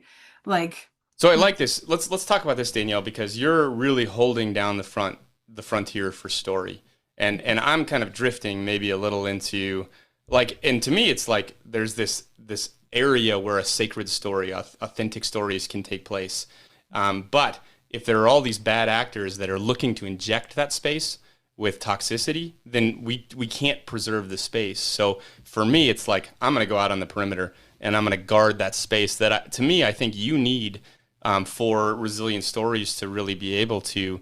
But I'm a little bit on the perimeter where it's like, no, I'm guarding that thing with my own AR-15, which is Right. loaded with bullets that are more like art music and Yep. Yep. quick-witted one-liners and some things like that. Yep. But to me, it's like I have to guard that. Somebody has to guard that perimeter because story can't defend itself. I'm not convinced that like the Obama thing, like they go low, we go high, they go lower, we go higher. I'm just not sure it's adequate. And I think the proof is in the fact that we went from really, as far as I'm concerned, one of the greatest presidents in U.S. history to truly the worst president in U.S. history, as far as I can tell. Yeah. And it's because we just kept going higher, believing that truth, believing that authenticity would just naturally win if we kept doing it. And that, to Well, me, is proven to be false. yes, yes. And I think the fallacy in that whole argument for me is that we just kept telling this really inspirational story to the people who were listening to the Obamas. And the Mm-hmm. other people were not hearing or believing this really inspirational story. They were living a different reality. And I think for me, like that's the part where I keep trying to preserve story, right? Is because Mm-hmm. I have to believe that the people who didn't vote for Obama and who voted for Trump did so because their reality didn't match what we were saying or what we were feeling or what we were believing or what we were thinking could be happening. So yeah, we go, they go low, we go high. That doesn't work if only half of the half is doing it, right? We all have to believe that we all have to have buy-in that that works. And how do we get buy-in from people who have a different reality if we don't listen to their story, if we don't let them tell their story, if we don't with compassion when they say, my job as this dried up because of the unions and the or whatever they say. I mean, I don't even know, right? And that's part of the problem. We That's don't even part of the know. problem right there is I can't even come up with a story over there that makes sense to me, which means I need someone to tell it to me Mm-hmm. and make it make sense, make it make meaning. Like that's the whole point. So do I think we need people on the perimeter? Sure. I think that we all have a role to play. I think we all have a like I was telling you earlier, I think we're in this timeline on purpose. That's my belief that we are here Mm. in this moment because we chose to be. Now, why? That's the question, right? Why would we have chosen this moment to be here? For you, it might be to be on the outside to protect story. That's a very real I role mean, that ultimately, to me, it's on that perimeter to protect my son. I mean, that right, that is very much what it right, looks like to me. And the world that they're creating right now is not one where my son can live. right. It's But you it's too doing that mean. It's too cruel. protects lots of people like your son, not just your son, Oh right? yeah, no, it scales. Yeah, I mean Yeah. that's why I think there's something so powerful in his story. And obviously, I'm particularly latched on to him in particular. So he is. It is a little bit about just him to me. Right. But but I believe in a world where if we protect innocence and we see fragility as beautiful and we see Yeah. little people like my son as something That's that beautiful. that Mhm. we should protect and And he's honor. a light. He's just a He's pure just delight. he's the best thing. But like Yeah. that world is better for my daughter, and that world is better for my neighbors, and it's better for your kids, Yeah. and I believe that. And so to me, it's almost like it's a moral imperative, right, to protect somebody like my son, and you could insert any number of other beautiful Yeah. little children who are just a My little bit more son too, fragile. Yeah. my son is in a marginalized group of people that they want to come after him for just being Say who he more. is. Say more about that. What do you mean? Um, I don't know that I want to go into all the details on that, but he's pretty He's special. He's And part of yeah, yeah. yeah. Where Yep. if we don't have a world that is compassionate, like that may be very Yeah. I worry difficult about him for. all the time. I worry about him all the time. But I still believe that if we could tell Gentry's story, right? And you've done that. You tell Gentry's story. I see you hand out books all the time. Did I give you this yet? But like, if we could get that into the hands of people who think of measles as this abstract thing we Mhm. don't deal with anymore, and oh, we all had the chicken pox, and like we're fine, right? Like They don't know because they didn't live it. They didn't see those stories, right? Polio, or some of these things, Right. we do not want polio to come back. They don't have this frame of reference, right? So to them it's abstract. It's something you can't understand. Just like parts of their story are abstract to me and I can't get it, right? We can only get what we've been shown and what stories we've heard. So this goes back to, again, if the one side, either side, because both sides do it, only tells one story. If this side's Mhm. only talking about the dogs and the cats and this side's only talking about pure, you know, they go low, we go higher. If that's the only story coming out, it's going to fail. Mhm. Both ways, it's going to fail because there Well, is more no, we to the tilt story. if we can't have a collective story or some things that we agree on, like one, like hope, that's one Mhm. of them, like that there is a way to build a better future together collaboratively. Then we fraction and we schism, and the people who win are the ones who use hate and fear in Yeah, that dynamic. So there is a clear winner in right. that circumstance of chaos and division, and it is hate and fear and people who know how to use it effectively. Yeah. And I have to believe that there's a way to balance those scales out to where we can reach people in a place of hope and love and lessen the grip of hate and fear because hate and fear only come out of someone's story, right? So I have a couple of things here that I drew up as kind of Yeah, archetypes yeah. for people. So we have the losing ground parent, okay? Say So what an archetype is first. a group, an, a group that kind of fits a certain story in this case is. So I don't know, do you want to define archetype in a better way? You can, but No, these are just compassionate archetypes. So they are different groups of people who have similar parts of a story and they have similar traits, similar ways that they kind of affect the world. So the losing ground parent, right? This is someone who's working two jobs. They're feeling their status slip in their community. They hear a story that says you're being replaced, right? They're coming for your jobs. They're going to take your jobs. This creates fear and hate, right? Fear and hate just isn't this thing. Just, I mean, maybe it is just this thing kind of swirling around waiting to get everybody in its mm, clutches, but there's a story that comes along with that, and that is like, oh my God, you're working so hard already and someone's going to try to take this from you who got here illegally. And and it started with this whole, they're stealing our jobs. Like that's a we I joke about that in my house all the time. They're stealing our jobs because I don't think they are, but to someone who believes that they are, that's a real problem. And I don't think scary. it's fair. Yes, it's It's a scary. threat to their way of life. Yes. And I don't think it's fair for us who don't understand that particular fear to just discount it and diminish it, which I was guilty of doing before. I was So like, that's really well, that's powerful. just dumb. Like, no one's coming to take your job. Do you want to go pick oranges off the vine? Like, that's not what I do for a living. But there are people who do. There are people who are in, factory jobs like that that might see that happening. And so it's not fair to just discount their story, right? Mm. And then there's the belonging starved people, right? Like you, Lonely. yeah, the loneliness, right? The male loneliness epidemic now. That's why do we think that section of voters took off the way it did? Because they're having a real problem. Mm. Their problem is real. The solution is not what's being presented in the in the propaganda machine, but the problem is real. There are men out there who cannot find women to be with them. Mm. Now, I look at this and I go, the problem is not the women. Right? Like the problem is not that the women need to be drugged back to the 60s where it's okay if you beat them. The problem is you need to be the kind of man who does better. You need to Mm. be the kind of man Amen. who Hmm. doesn't do that. And then the women would pay attention to you. The problem here is we no longer need men to get our houses, get our credit cards, get our cars, fund our existence. We can take care of ourselves. I know plenty of women who make more than their male counterparts, My wife included. right? And like Yeah, if anybody thinks I'm cool, they should meet my wife. and Yeah, but that's she's a way threat. cooler. That's a threat to a certain Uh-huh. kind of man right now. And I don't say that to be mean to this kind of man whose story probably looks like he watched his father treat his mother this way, and there's abuse and there's trauma and there's, Well, even to say a mafia. little bit more about that, and I think that the left was very guilty of this. They waged a Yes. war on masculinity, and for some really good reasons, Mhm. whether you call it toxic masculinity, but they tore down the edifice of what it means to be a man. Yep. And so a lot of men like myself we don't know how to be, or what it is we're supposed to be. We don't know where to look. The people Right. that are elevated, like we just don't know who we're supposed to look to figure out how to be the kind of man that women now who have freedoms and have a voice in ways they haven't had in the past. Like we don't know how to be that kind of man. I always think like Travis Kelce's one of my favorite people. Yep. Like, Yep. right? Because I don't know, like that's what masculinity actually looks like, right? It's Yeah. compassionate.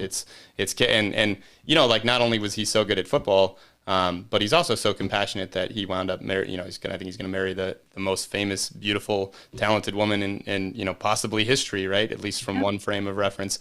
And that is something to celebrate. Like that is a role model for what masculinity can look like, and we have to change, right? Like, and that's what I Right. see. Like somebody like Pete Hegseth is just like, no, nope, we're not going to do it. We don't like it when women have too much power, too much of a voice, too much strength. Like that makes me uncomfortable. And I mean, Right. truly, because he's a weak man, like right, because he's Right. an insecure, weak little man, and he wants to point guns at people, so he feels like a man.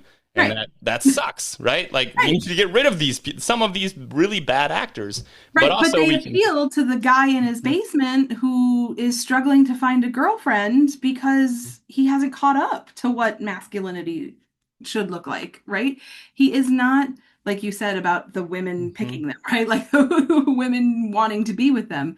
They, when they look around, are they identifying with Travis Kelce or are they identifying with Pete Hegseth, right? Mhm. They don't have billions of dollars like Travis Kelce. Now, of course, Pete Hegseth's a billionaire too, but he doesn't look that way in the story he tells, right? He's not out there hanging out with Taylor Swift on private jets and flying to concerts and playing in Super Bowls. Like he's not that guy. He's I think some they've all got private jets now, right? they After Chrissy Nome all do. and They all do, but that's the yeah. part of the story that doesn't get told, right? The part of the story that gets told is all these women in the military, we gotta roll it back here. And it's like, that's not solving the problem. So, But but I love this idea of honoring the story that isn't necessarily on our side of the equation. yes, yeah, I think That we have to. and that you have these sort of archetypes of people who are struggling in these unique ways that are they're drawn into this because we have two silos, right? And it's one silo or the other, and you're going to get sucked into probably one of them.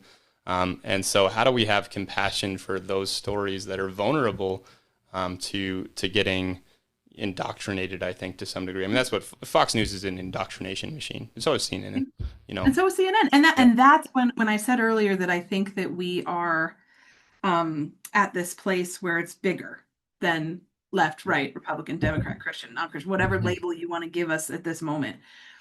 Because I think both sides are very guilty of being indoctrinated by the money machines, right?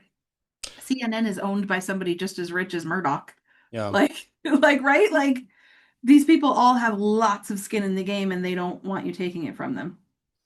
And I So think stories they tell are just designed to attract different sorts of people. But so ultimately, we're all playing the game. yeah.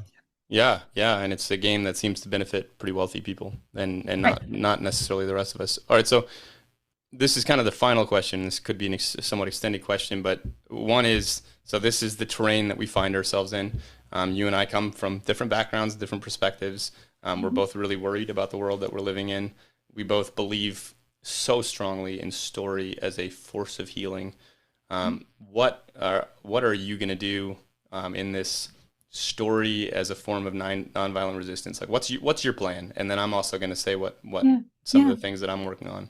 I mean, my plan at this point, Matt, is to just help as many people as I can tell their real, authentic stories, whatever side of the aisle they come from, whatever role they play in that story, whatever it is. I think that every story has a place and every story deserves to be told, and every story will inspire something in someone, whether it's compassion and forgiveness for whoever played a similar role in their story, like the story I Mhm. mentioned earlier with the lady who was my mother in my story, right? I love this woman. She's a very dear person to me. I enjoy every time I see her, and it's given me perspective on my mom's story, right? So there's that Mhm. element of it. Yeah, that was healing for you Yeah, to yeah, see and somebody that's else story step into that. does. Right. It heals both the storyteller and the listener. And I think that what I need to do is I need to get out of the way of like if this person's story makes me uncomfortable or if I disagree with this person's viewpoint based on their story, I have to remember that each of us just comes with the tools we have in this moment, right? And someone's story and how they're relating to it right now today may not be the same way they relate to it 5 years from now. And there has to be the space for that. There has to be the space for learning. And I think when we silo and name call and respond in hate and anger, I think we just cause people to dig in deeper to what their current belief system is instead of approaching it with curiosity Mm. and letting them be exposed to other stories. So that's how I see my role in the story war is I have to let anybody tell their story. I have to give everybody equal stages, equal love and equal compassion to tell their story in a safe place. And I don't know You've done that so well, Danielle. I mean, if anybody's listening to this, go to one of these Resilient Stories events and discover the power of telling your story in an authentic way. It is, I mean, I just can't encourage people enough to, you know, 'cause some people are sick of politics. Like that is, I'm heading into that storm, sort of unfortunately, because it was never one until I met Russ Cleveland, and I'm going to talk about that in just a little bit. Never wanted to be involved in. I think I would have preferred to hang out with you and just really, you know, tell. I mean, I did that for 15 years. Like that's what happened in Yep. my office, right? Is no Yep. judgment, no politics. Like I just heard you tell your story and helped you tell it in a meaningful way that made sense to you, so that then you could start to change it, and then you could start to develop an identity that you were proud of. And it's the healing force that I believe in so strongly. And you're doing that. I mean, Danielle, like the work that you do is so powerful, is so profound, and there's nothing in me that I want you to keep doing that. Like to me, that's your frontier. That's where you're fighting this battle, and you know, because we can fight for that space, we can fight for the sacred, we can fight for the authentic in our own unique ways. Like your way doesn't necessarily have to look like my way, Right. and vice versa. I do think that there's a gravity to where we're at in history right now that should demand more of us. So if you're doing nothing, I think that's somewhat unacceptable based on how high the stakes are right now. And everybody has an endless number of unique gifts that they can Mhm. go out and they can fight for, because that's what we're doing. We're fighting for the future we hand to our kids. Right.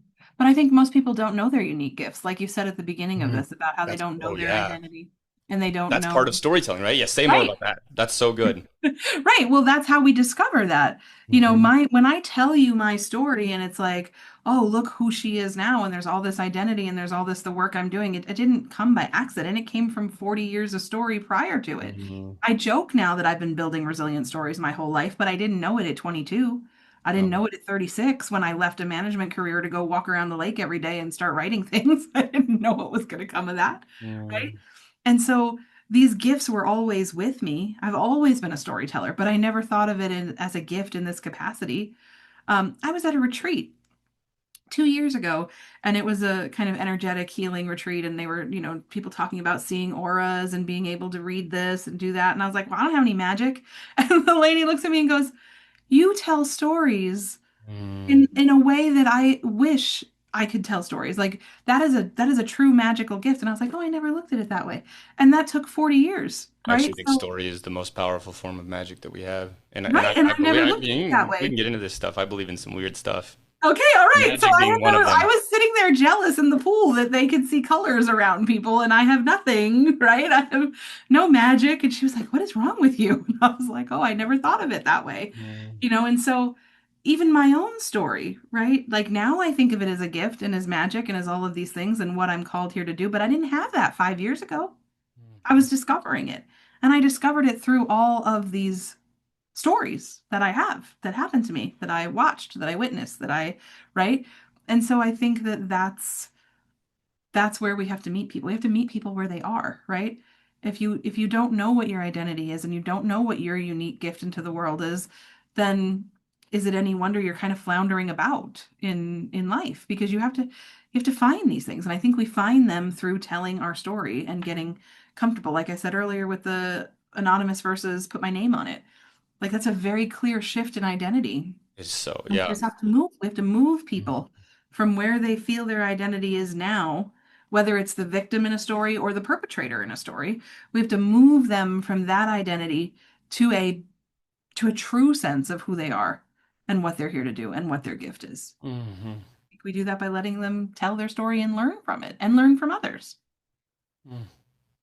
No, that's so powerful. This everything just would echo those sentiments. Yeah, and say that with gratitude.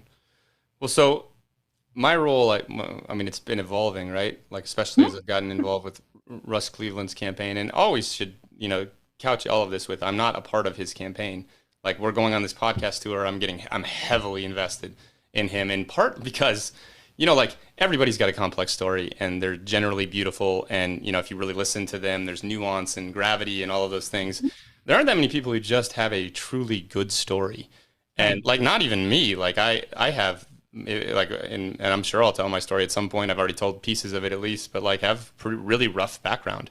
There are things that I'm ashamed of in my past, and but have been able to go through that evolution, and I think build a healthy identity and a loving identity, and be able to do some good in our world. But like, Russ' story is like, he was always just sort of awesome from the beginning, and like moral from the beginning.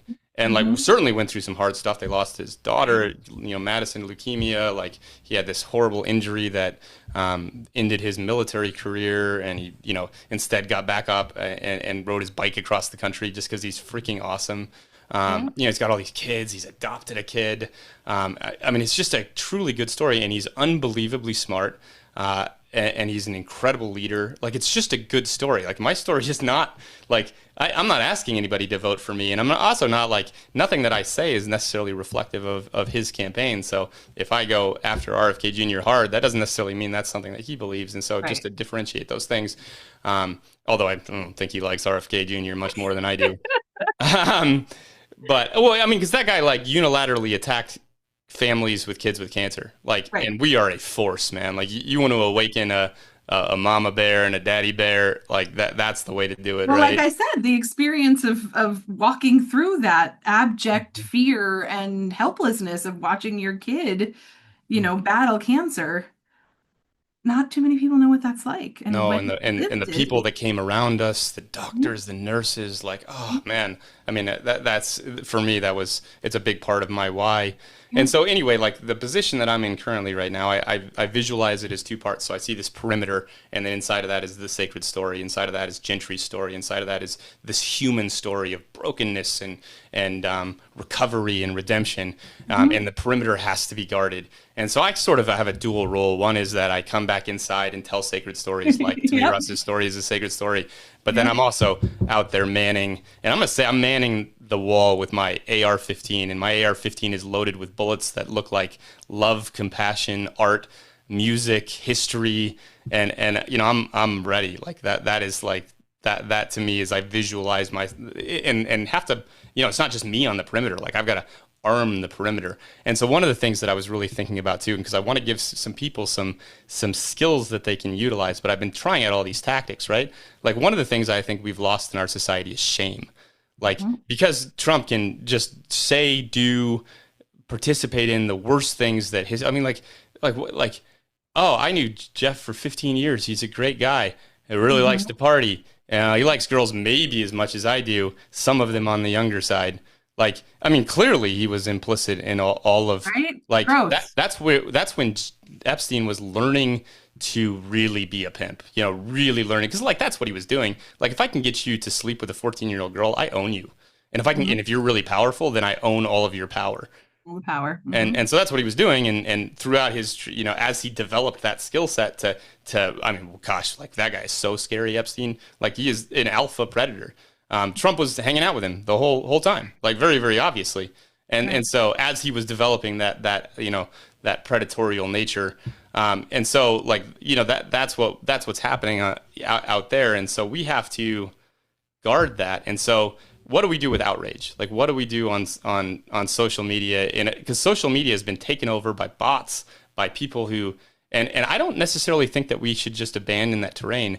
And so some of the techniques that I've been developing are like, just copy and paste techniques. Like, don't, and this is for anybody who wants to, like, go on social media and get pissed off, because I think there's room for that. All I do is just copy and paste Trump quotes. Like, I know, I've seen you. Yeah, because like people like the other side is using all of these techniques, and if we don't use some of these techniques, we're screwed because we're just like they're just using. It's almost like the American Revolution, right? Like one side was standing in redcoats in a line, the other side was hiding behind trees, and that's like. And the guys in the red were like, with the rules of war, and the other, and we were like, we don't really care. Yep. We're just going to shoot you from behind our trees. Yep. And so like you can just copy and paste quotes without getting emotionally involved at all. And so I have rules for people who want to go on social media. Like if your heart is beating fast, don't post anything. Yeah. I have. Like wait till your heartbeat stops posting. Like don't let emotion fuel you. Don't argue with people, just use facts and history. And so like so this is like one of the areas where I'm pretty lit up, right? So Russ Cleveland is running against Ryan Busey, and he's also running, Sam is in Missoula. Sam, I really like Sam. I wish he wasn't running against Russ. Ryan Busey is another story altogether. Yep. I cannot, so Ryan Busey, he wrote this book called Gunfight, and I just want people to read it. And it's literally Ryan Busey in the gun industry working with the NRA to just pump fear and hate into our system for 25 years. And his book's like, and he writes this book, it's an autobiography, right? And so it's like when you go to the doctor and tell the doctor how many drinks you have at night, you say 2, and actually the doctor knows it's 4. Yeah. It's more like 6, generally speaking. So he wrote this, this book that he was trying to make himself look a little bit better, but like, it's 4 or 6 maybe, right? And the book is horrible.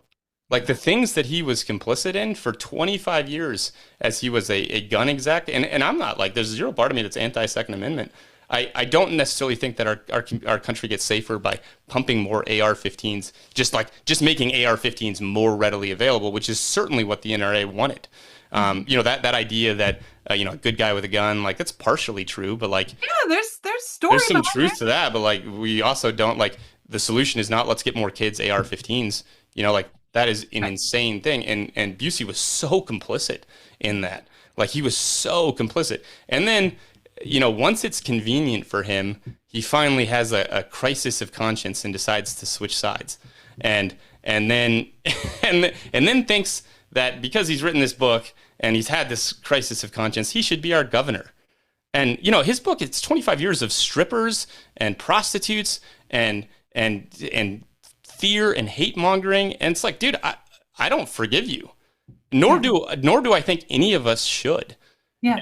And so like, I'm glad he had his moment of redemption. I'm glad he came around to seeing that the things that he did for 25 years were really bad. Like there's just so much blood on his hands.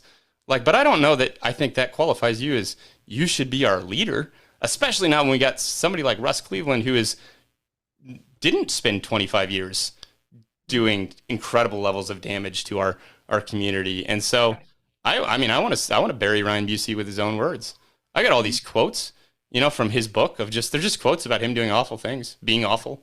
And so like that's, cause I'm on the perimeter, and Russ, I don't think Russ will have anything to do with this. He's too good of a guy, and great. He can stay in the center where hopefully the sacred story elevates, but I don't think it's enough. Right now, yeah. I think the bad actors in our community have so much power that if we don't fight them on the perimeter, we're just going to lose. James Tallarico is another one. Like that's such an interesting story. I'm really hoping to get him on my podcast. He's another just absolute hero of mine. Yeah. But he's just such a good guy, and and the person he's running against in the primaries is using attack ads, and they're trying to discredit him, and that person's fairly liberal. So what's going to happen there is the same thing that's going to happen if Sam wins in this race, which is he's got a Bernie endorsement. Like you cannot wipe that smear off in Montana. Like people in Montana, like whatever you think about Bernie, they do not like Bernie Sanders in Montana. We don't like him. And so he's got so he might use the Bernie Sanders endorsement to win the primary and then lose to Zinke in the general. And that's what's going to happen in Texas too. Like Tallarico could win that thing. The other gal, I'm drawing a blank on her name, but like she's using all these smear campaigns. It's Crockett, Jasmine Crockett. Mm-hmm, that's the one, Jasmine Crockett. Yeah, like she might be able to beat him in the primaries just so she can lose the general, and then we're just losing. Mm-hmm. Like, and I think that's been the problem on the Democratic side of the aisle with. Yeah, we're idiots. Yeah. Yeah. Yep. I mean, I like it's just horrible policy, horrible campaigning. Like Jasmine, like why did you enter that race? Like leave that race. Like, if this ever goes national, Jasmine Crockett, leave that race and let the person who's clearly the superior candidate. And that's the same to Sam, and the same to Ryan. Leave this race. Like, let's take one for the team, because sometimes leadership actually means stepping aside to let somebody who's just a much more qualified leader than either of you are do what they had ego all wrapped up in there. And they do, right? They're not in a place where they can set aside ego at all. Yeah, I mean, I don't think Ryan Busey is like really willing to give up his, his fancy scotch and his clubs with John Tester. No. No. And so he thinks he's the guy, and he's just not. Like, you can line those candidates up next to each other. You could line me up next to Russ Cleveland, and I would tell you to vote for Russ Cleveland, like, unquestionably. Right. And so anyway, this is all like, those are some of the techniques. Like, come on, like, if you want to fight on Facebook, like, let's just copy and paste quotes. Don't get yourself emotionally involved, but we can beat them just with their own words. Like, they've done so many awful things. Like, just post to think, like, historical facts. Yeah. And for me, I think a tactic that you didn't name, but I think it's important, and I think it's curiosity. I think that is, it does require a little more of an emotional investment, right? But I think that's the part where I've been guilty of, the Democratic Party's been guilty of, right? Like, we just assume we know this about you. Or X, whatever, right? Like, well, in Ryan's case, I know it about him because I read his book. For the record, like, I had enough curiosity to read this guy's book, and just read his whole book and was like, oh my God, this guy's terrible. I'm talking about the other people on Facebook. Yeah, fair enough, right? Where I just went off about, like, the lonely man epidemic. Guess what? I'm not a lonely man. I'm a woman on the other side of that problem, but I'm not a lonely man. So what I think I know may not be what's actually really going on there. So I think there does have to be some level of curiosity when 100%. Like, why do you think that? Like, I was talking with somebody the other day about, she was very insistent that the US was a Christian nation. And I said, well, why do you think that? Like, and then it says it on our money, and it says it on this. And then somebody else in the comments was like, that wasn't added till 1950. And she had no idea that wasn't added until 1950. Like, she believed it'd been on there all the time.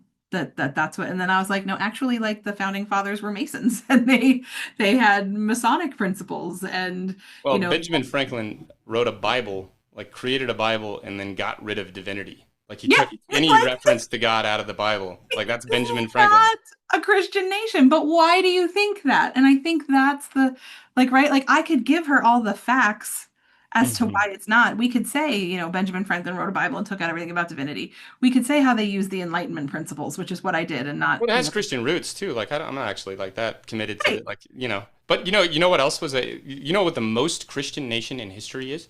A pre-Nazi Germany. The Weimar Republic was like there were no atheists, there were no Muslims. It was 30 to 40% Protestant, and the rest were Catholic. Yeah. So you want a Christian nation? Same with the pre-Soviet Union, Russia was like just a totally Christian nation. Everybody believed in Christianity, and it didn't work out that well. So, if America is a Christian nation, we should reflect on some of those things. On what that looks like, right? And so, but this is the curiosity, right? This is what I'm saying. Like, I didn't know that. Yeah. Right. And so we only know what we know. And I think instead of arguing, and digging our heels in, like, we need to be able to ask, why do you think that way? And then okay, this goes back to active listening, right? Like, I can't just ask you the question, why do you think that? And then be ready to tell you all the reasons you're wrong, right? I have to ask you the question and then hear your answer and listen to understand and not listen to respond. And I think that for me, in those days of when I was really fighting and arguing out there, I was not listening to understand. I was listening to show you all the reasons why you are wrong. That doesn't get us where we want to go. So I think it doesn't heal people and allow them that the space to say that, like, these are the things I believe in, but maybe that's not actually what's happening with this administration. And so come back to sanity, come back to a place where we can actually look at each other as human beings and not other each other. And tell me this. And so I've even gotten some feedback. My dad, he wants me to stop calling RFK Jr. a sociopath. I don't think I'm going to. It would be helpful. Well, so this idea of the perimeter, I think that we need to man it and guard it, and if we don't, I think we'll lose. I think story will lose. But your position is more in the center, like the things that you're saying, and I love this. So Russ is like, he's launched his campaign on listening to people. Like he literally just goes from city to city on repeat and just like talks to people. Yes. And listens to them, and he like literally just listens. Like he doesn't tell them how he's going to fix their problem. I mean, he does some of that because he does know how. But Yeah. but he like literally just listens to people. And also my background, my role is a listener. Like that is Right. And so you know how that feels for people. I do. When someone just listens. And one of the things I'm worried about is that because I'm not abandoning the perimeter, I'm not going to, and nobody's changed my mind yet. And to me, these tactics of shame. And I'll give you an example. Like I was on a thread on Q2, and it was people were arguing, and one of the people arguing was like, "You're an idiot. Go put your helmet back on and go back out to your special needs classroom." And my response to that was, as the father of a child with special needs, fuck you. Because I think we need shame back. I think we need shame back. Like if you are doing things out there that are shameful and harmful, then I don't know. Like, I don't think you just get this free pass to go out there on Q2 articles and just be horrible to other people and demean other people. And so, but one of the things that I'm worried about, Danielle, is that as I guard the perimeter, truly so the space where resilient stories and my son, I'm worried it will contaminate my thinking. And then I'll lose this other side of me. To me, that is much more important. What is important to me is listening, humanizing, creating room for compassion. But I also know that, to me, I mean, we're just at war right now, and November is going to really matter for the future of history, world history. And so we have to somehow mobilize. We have to win. Like, it's not enough just to walk a high road right now. Yeah. What do you think about that? I mean, I think you're right. I think that there's just lots of ways that we win. Mm-hmm. Right? I think we win on battling the perimeter. I think we win on listening. I think we win on humanizing. Like, I think we can win in different spots that ultimately all help us win. And if there's a place where someone is better suited to fight that battle, then they should do that. They should do whatever's in accordance with their gifts and their purpose and their ability. And so for it's going to take all of us, huh? Yeah. Yeah. For me, it's not fighting anymore. I tried that. That didn't work.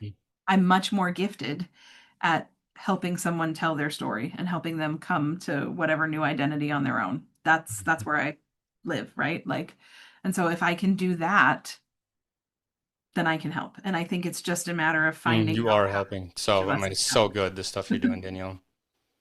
So that's what I think. Say that with just absolute gratitude. All right, I'm going to end this thing with one final story. It's one of my favorite art as resistance stories. But there's a graffiti artist named Banksy. Do you know Banksy? Mm-hmm. So Banksy's painted stuff all over the world. Nobody knows who he is, right?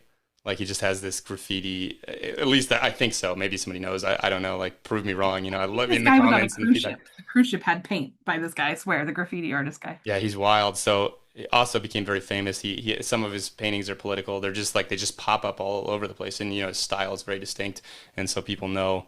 There's this very famous painting by Banksy called "Girl with Balloon." And it's this, black and white girl, and she has a red balloon, and she's like letting it go. And, there's obviously lots and lots of symbolism in that. It's sold for millions and millions of dollars. Again, nobody knows who Banksy is. And so they sold it. It goes into auction. And then Banksy had built in a shredder into the back of his painting. And so it sells for millions of dollars. So, like, he's sort of protesting that. And it sells, they pull back the curtains, and then the thing starts shredding itself. Oh my God. Oh my God. It's literally one of my favorite art stories of all time. Now it's worth more. They changed the name to Love Is in the Bin. They actually, so now it's like a partial, because the shredder broke halfway. So it's like half of Girl with a Balloon. Oh my God. And half the shreds in the bin. That's wild. Uh-huh. That's wild. What a story. But I am saying this as an invitation to my artist friends, to my musician friends, to my storytelling friends, to, like, this is a moment in time where we need to resist. This is a moment in time where we need to take back our humanity. And it's going to take all of us. Danielle, you approach that in ways that are different than how I approach it. I'm not asking you to approach it in the same ways that I am. But all of us do have these gifts. And if you don't know what your gifts are, go to Danielle. She'll help you tell your story, and you'll figure that out. And then come join what to me is the resistance. And we're going to fight the same way Martin Luther King Jr. fought, the way Gandhi fought, we got to look to those people, right? Because the other side, they have jackboots and masks and AR-15s and bulletproof vests. They're peeling it away. Yeah, and that's terrifying, right? Like that it's scary, but we're going to need that kind of courage that some of these nonviolent resistors had, and it's probably going to hurt. This isn't safe. Nothing I'm asking anybody to do these days is safe, but it is necessary, and my son's future depends on it, and those who are marginalized depend on it, and those who are voiceless depend on it. And part of our job as storytellers is to give a voice to those who don't have one. Yeah. Yep. Well, thank you. Thank you very much. So fun, Danielle. Your work and your time. Oh, we're just getting started. Yes, we'll be back. This is just the beginning. Yeah, for sure. All right. Thanks so much, Danielle. Thanks. Bye. Bye.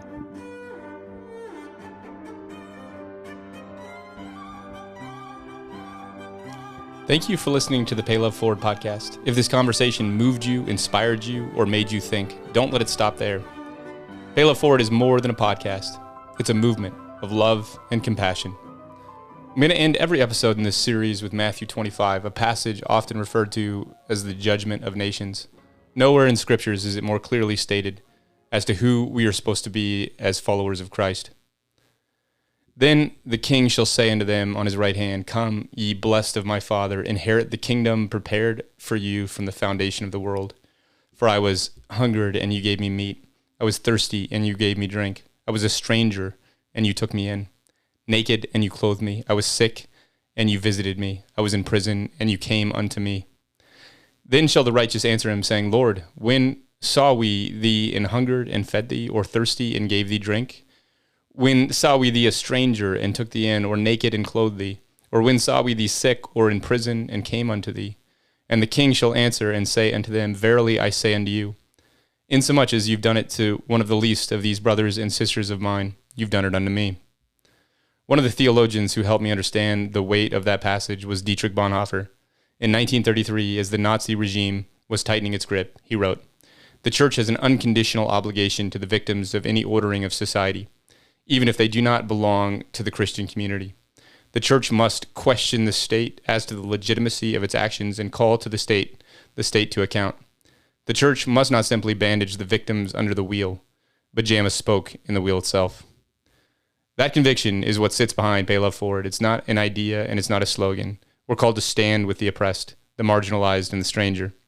Pay Love Forward is a movement built around this ethic. Find the rejected stone and build there. Thank you for listening. Let's keep building something beautiful together.